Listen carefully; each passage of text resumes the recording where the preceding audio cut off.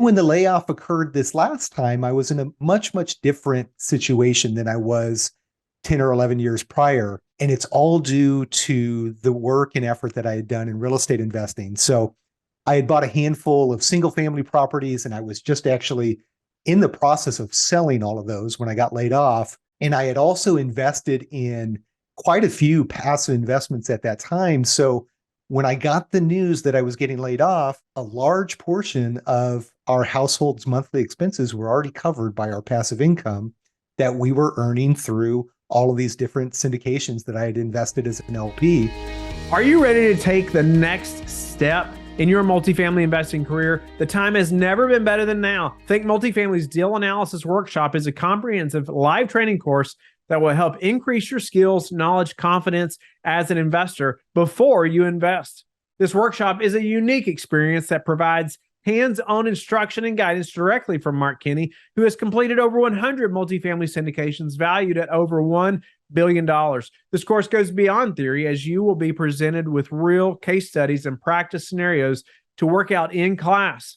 By the end of the training, you will have significantly improved your ability to evaluate deals quickly, make informed decisions, and take your investing skills to the next level with confidence. For more information and to register for Think Multifamily's Deal Analysis Workshop, go to thinkmultifamily.com/DAW. Use code Whitney100 to save $100.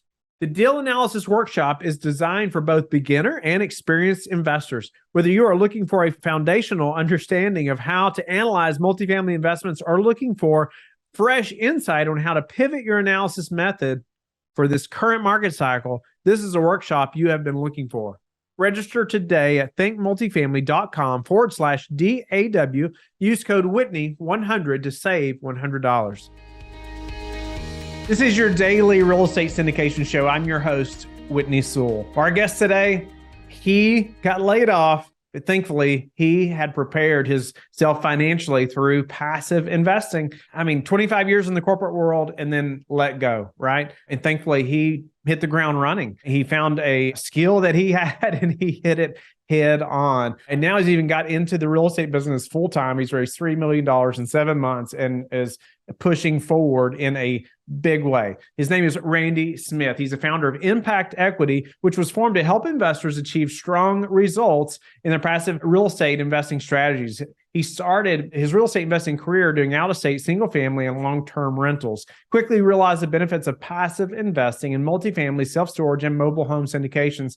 He now is invested in 18 different syndications with 8 different operators, which gives him the unique knowledge and expertise to recognize a strong passive opportunity. Randy, welcome to the show. Honored to have you on. Not just everybody has jumped into this business and raised $3 million in 7 months. I'm looking forward to hearing how you did that, but many other things around passive investing. I know you invested in 18 deals already as a passive. So, man, we're going to learn a lot. And so many people that are listening are going to be hooked to every word I know and learning from you. So welcome to the show. Thank you, Whitney. Super, super excited to be here.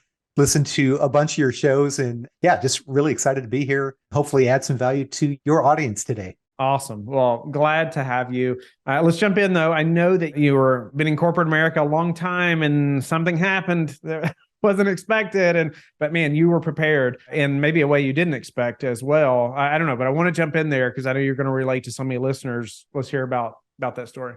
Yeah. So it's kind of a neat story, really, to look and see the power of not just real estate investing, but passive investing specifically, and the impact that it's had on my household and my family. Because kind of to rewind a little bit, 10, 11 years ago, I got laid off from another career I was in for 10 or plus years. And it was a pretty scary time. Like the clock was ticking for the severance to wear off. And like each month that would pass, my desperation in finding a new job would just continue to increase and increase and increase and increase. And, fortunately, I landed at a fantastic organization. I spent 10 great years with another fantastic Fortune 100 company. And then when the layoff occurred this last time, I was in a much, much different situation than I was 10 or 11 years prior. And it's all due to the work and effort that I had done in real estate investing. So I had bought a handful of single family properties, and I was just actually in the process of selling all of those when I got laid off. And I had also invested in quite a few passive investments at that time. So when I got the news that I was getting laid off, a large portion of our household's monthly expenses were already covered by our passive income that we were earning through all of these different syndications that I had invested as an LP. And then I started getting the checks from selling all of these single family houses as well. So the capital that we created leveraging the BRRRR strategy helped to offset any additional income that I might have missed out in last year throughout the remainder of the year. So really, really grateful to have put the time and energy into this space prior to this last layoff. Yeah. Wow. I'm thankful that you had done that. Whether I wanted to ask you though, were you planning like for a potential layoff? And like, as you were making those investments, were you thinking, hey, there's a good chance I may not have my job sometime in the future? And so you were planning in that way, or was it more like just a retirement thing, that you were trying to start building? Yeah, good question. And I think, after 25 years in corporate America, you start to see the writing on the wall and you see cycles that occur in corporate America that, every 2, 3, 4 years, you'll see a big string of layoffs. And it's just a matter of time before your name happens to be on the Excel line that they just happen to pick. And it was interesting. Like the year prior, I was one of the top performers in my division of 300 and some odd people. So it wasn't really a performance issue. It wasn't, some issue with anything that I was doing there. It just literally was the luck of the draw that I got laid off. So, I had always wanted to invest in real estate. And after I started investing in it, I had come to this point where I had, I called it my 5-year plan that I had started, 2 to 3 years prior to getting laid off, where I wanted to exit my W-2 on my own terms in about 5 years. And the layoff just sped that up a couple of years. So I wasn't planning to get laid off, but I knew it was an option. But ultimately, the goal was trying to decrease my dependence on that W-2. So speak to, your first passive investment. Like, how did you educate yourself? Give us a few details there for the passive that's listening that maybe hasn't made the first investment yet. Yeah. When you hear about passive investing, the simple analogy is like vet the operator, you're betting on the jockey, and then it's just as easy as picking one and jumping in. And I went through my own due diligence process, I guess you would say, early on. Very, very different than what it is today, but working in corporate America and working for some very, very large brands in the past, I have a comfort level with large organizations, with big brands, with good exposure. So I had listened to a number of podcasts for years sitting on the sideline. And one of the podcasts that I listened to, one of the main personalities had a fund that he invested or that he launched. So I thought investing my dollars with one of the larger funds in the space would be a good place and probably more conservative play than betting on some local operator that I might have met up at a meetup. So my first 2 passive deals were both with very large brands, very large following. My thoughts were that it would be more difficult for them to not produce the returns that they were promising than some small mom and pop guy that I happened to meet locally. Okay. Now that's interesting.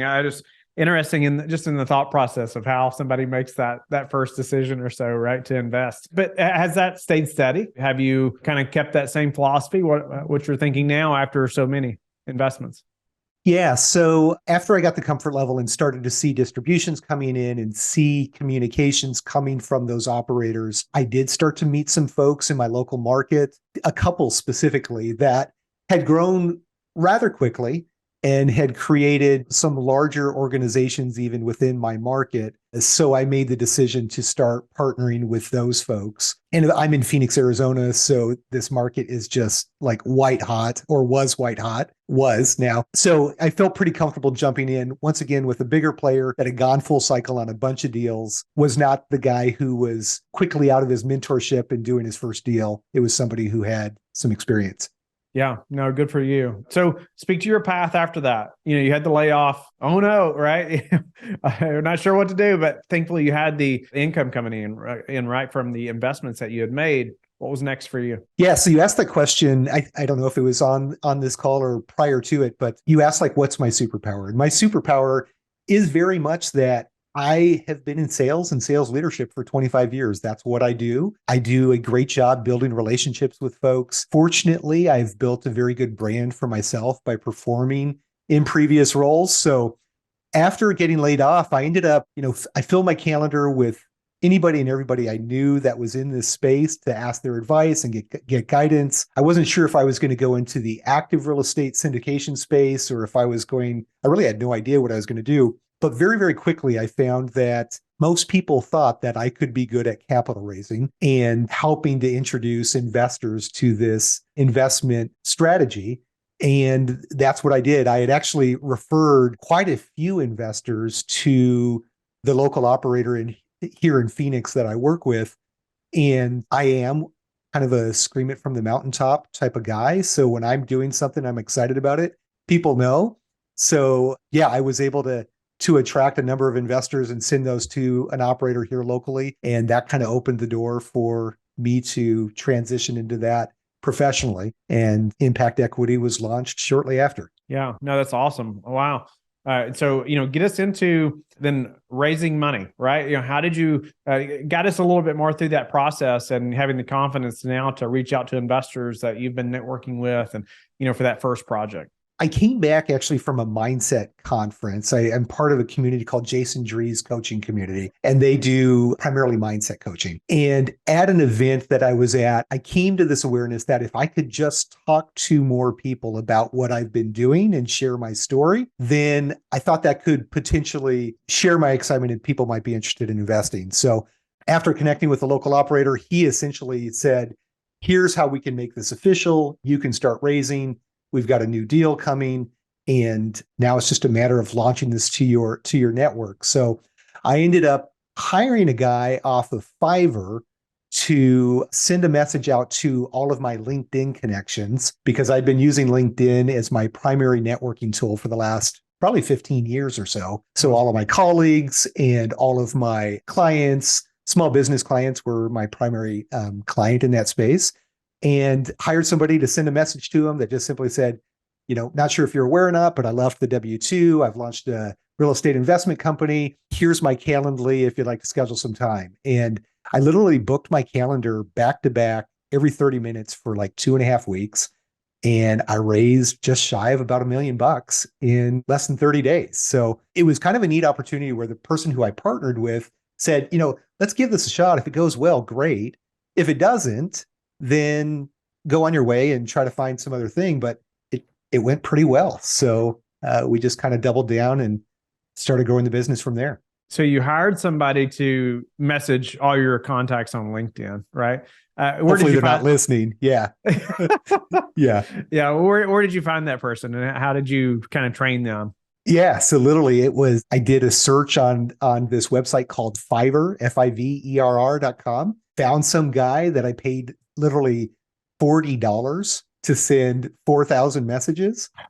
And as I found out later, he probably just used one of those LinkedIn automation tools that everybody uses now to do messaging and connection requests and all that kind of stuff. But I tell you, it was the best $40 I ever spent. It was unbelievable. Whether he sent each of those individually or not, it's just the fact that he knew how to get that done.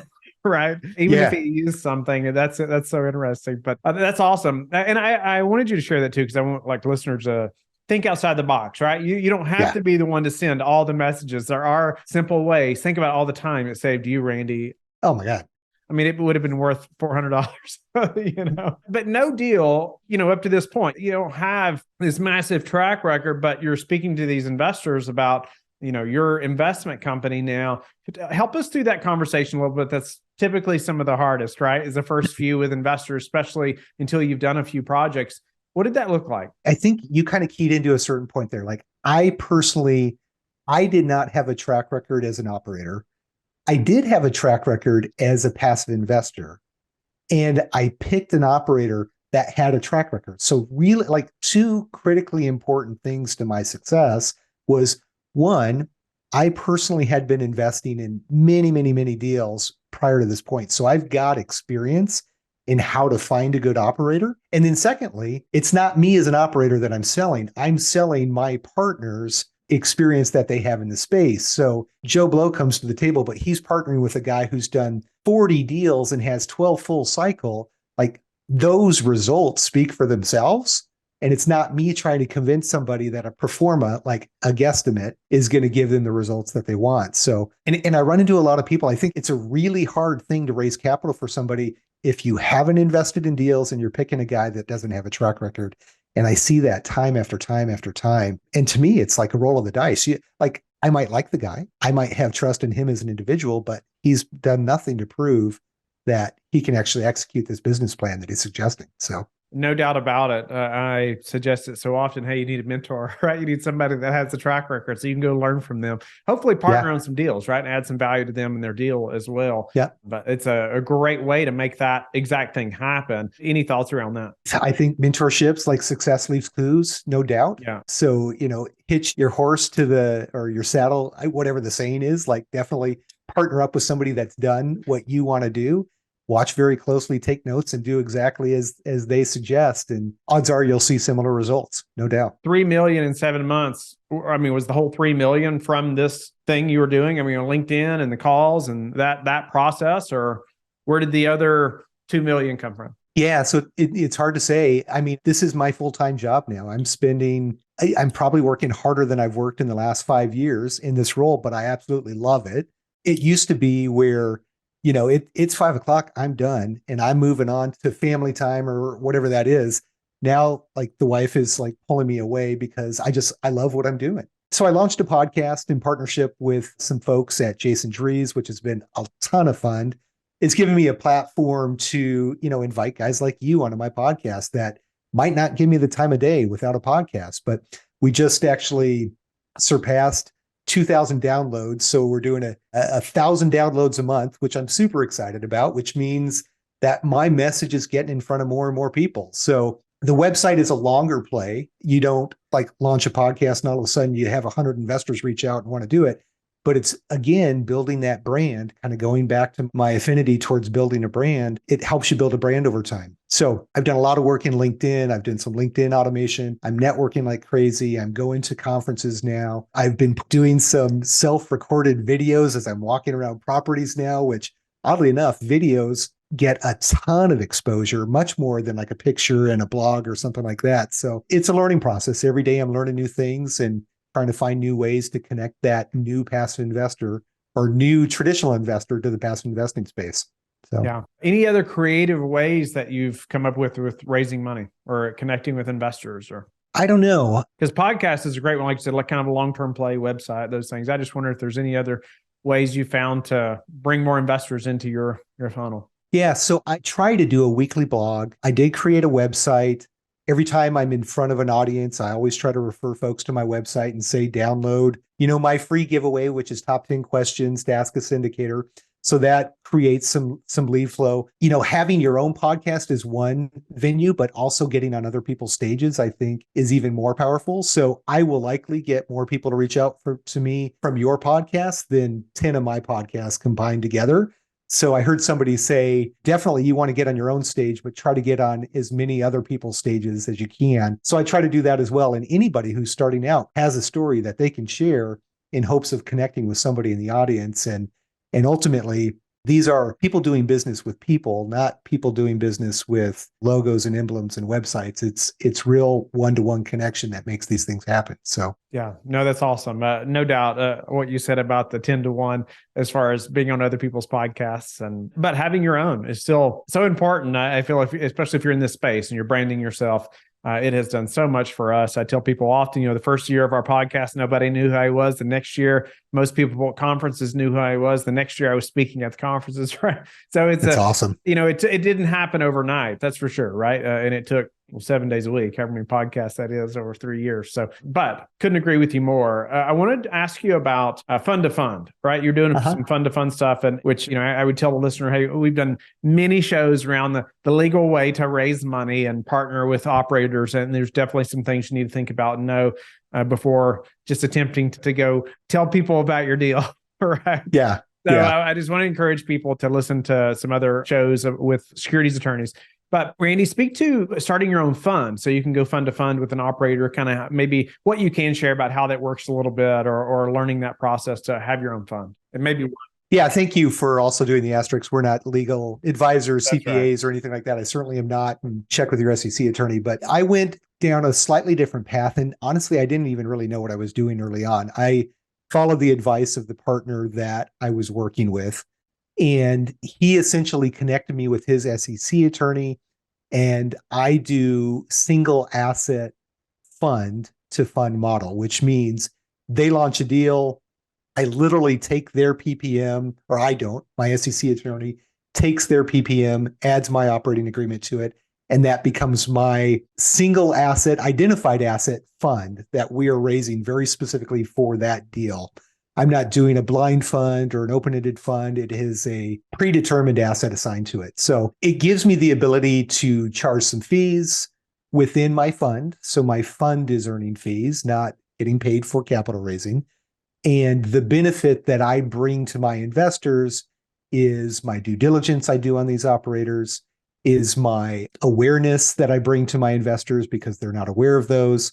And then kind of some gut check, credit check, or not credit check, but thinking about adding background checks and underwriting verification to my due diligence process just to bring more value to my clients. So now I will share that it's an expensive model that costs a lot of money to create a new PPM for every raise that you do. But if you build those costs into the fund, then it can make a lot of sense. Yeah, it's definitely a model that I would highly recommend, as far as having your own fund. Again, I'm no attorney, and you should speak to your attorney, a securities attorney, before doing this. But as opposed to the quote co-sponsorship type model, I like the fund to fund model. It just seems to keep us out of any gray areas, with SEC, which is our goal for sure.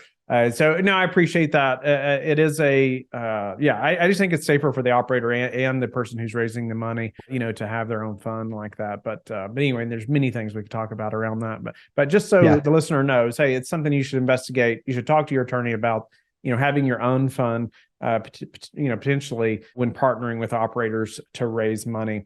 And then, Randy, to jump to a few final questions, what about some thoughts that you have on just the real estate market over the next 18 to months, 12 months? Any projections that you have that are steering your ship, and how you're moving forward in our market?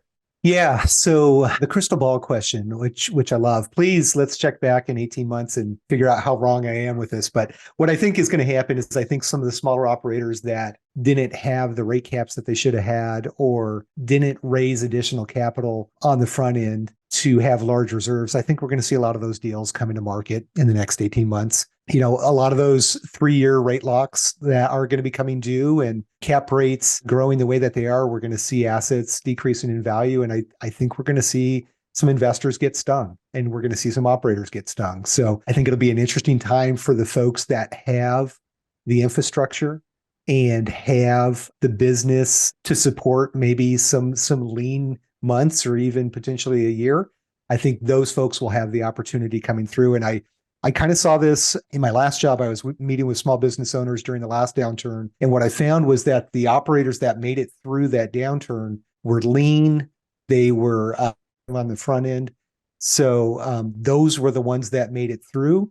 But those were also the ones that were positioned to take advantage of the next upside and, the blood in the streets that you hear so many people talking about. So I think it's going to be an interesting 18 months for sure. But the good players, I think, are still going to be there on the other side and will benefit from it.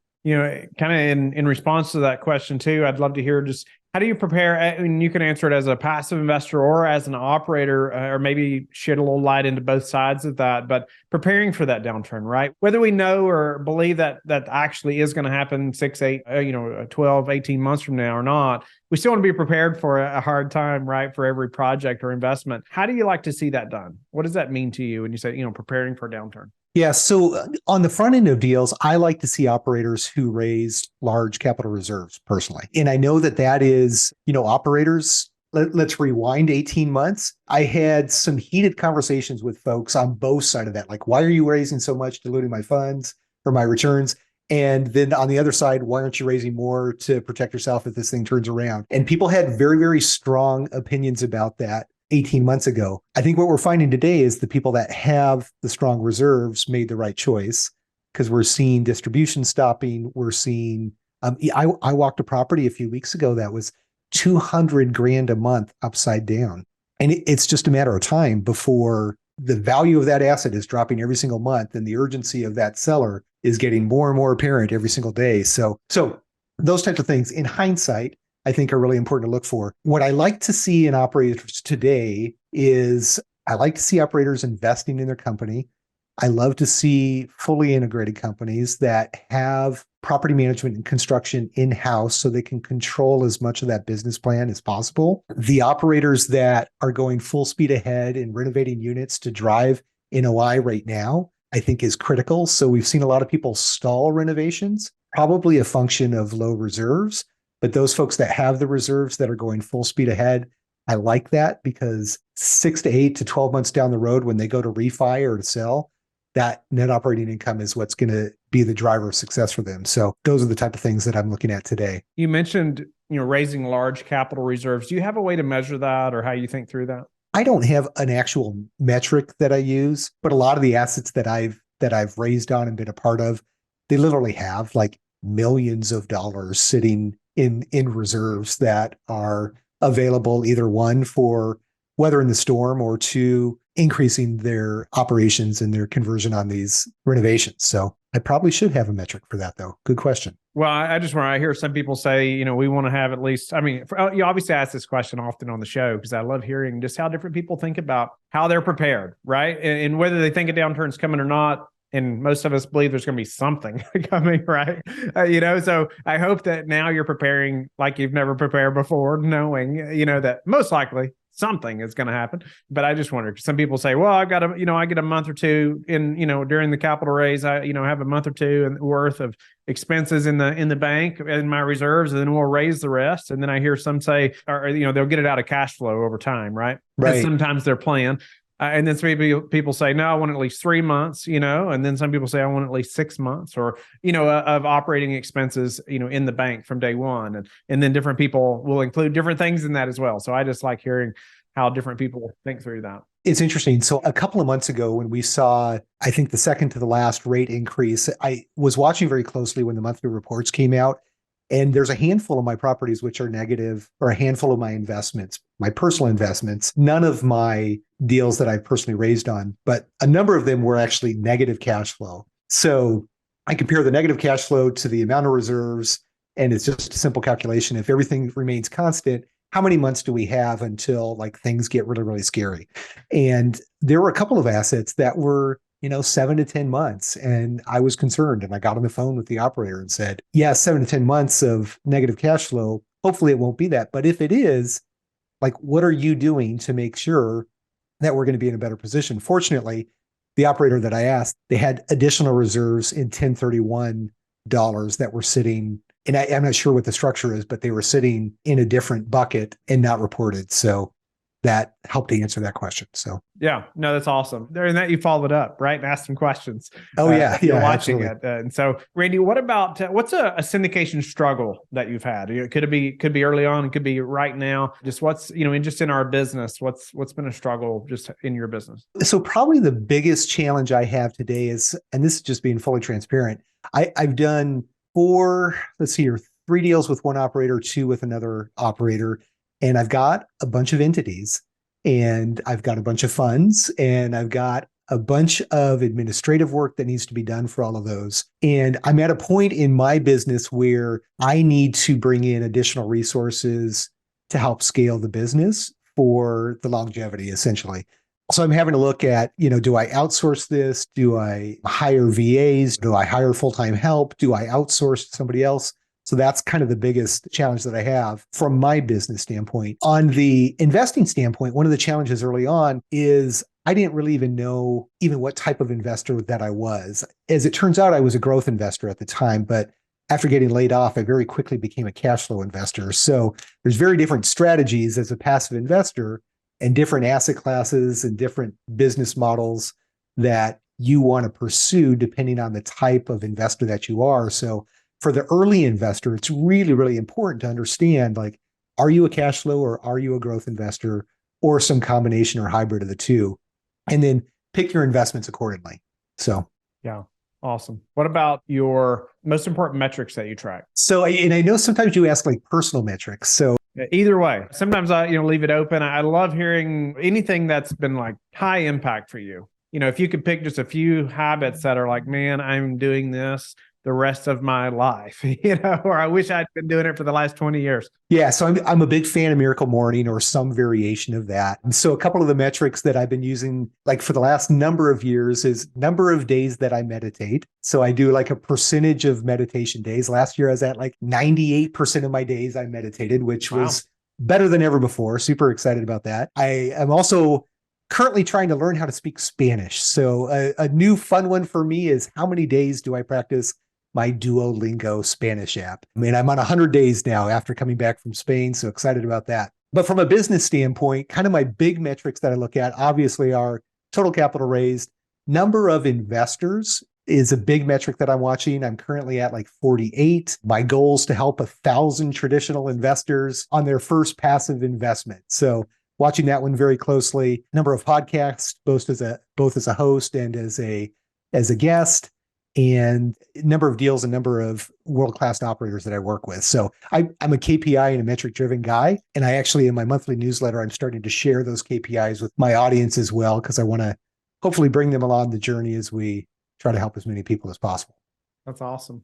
Randy, how do you like to give back? Yeah, so I love this question. I actually mentor a number of young men that are, up and coming and try to be either one, successful salespeople or good family guys, whatever that is, kind of through a spiritual program that I'm involved with. And my wife and I we used to give pretty heavily to different causes that meant a lot to us. And we've actually shifted direction with that. And we give very heavily to our families now. We both came from families that were well provided for, but we didn't have the finer things in life. And we're trying to provide financial security for our moms and others in our family. So that's the biggest way we're trying to give back today. Awesome. Randy, it's been a pleasure to meet you and have you on the show. I know you've encouraged a lot of the listeners who are, maybe they're in that W-2 or maybe they haven't made the first passive investment yet, but they're wondering, hey, am I on the chopping block or not? Am I going to be let go? Is my time coming soon? Or whether you know it or not, hopefully they're preparing, right? And they are thinking about investing in something like real estate, like you have done, right? And man, it's helpful to hear though, how that helped you once you were laid off, right? Man, how you had prepared and you had spent the time to have that passive income, but then even how the tables turned to where you're actively in this business now, and you're talking to investors and successfully raising a significant amount of funds, right? And so congratulations to you just on your success, and grateful to have you on the show. Tell the listeners how they can get in touch with you and learn more about you. Yeah, thanks so much, Whitney. So the easiest way to find me is on LinkedIn. I'm on LinkedIn constantly, but of course you can go out to my website, impactequity.net. I do, as I mentioned, have a free giveaway out there, top 10 questions to ask a syndicator, and I've got a monthly newsletter, but primarily LinkedIn and my website are the best way to reach me. Thank you for being with us again today. I hope that you have learned a lot from the show. Don't forget to like and subscribe. I hope you're telling your friends about the Real Estate Syndication Show and how they can also build wealth in real estate. You can also go to lifebridgecapital.com and start investing today.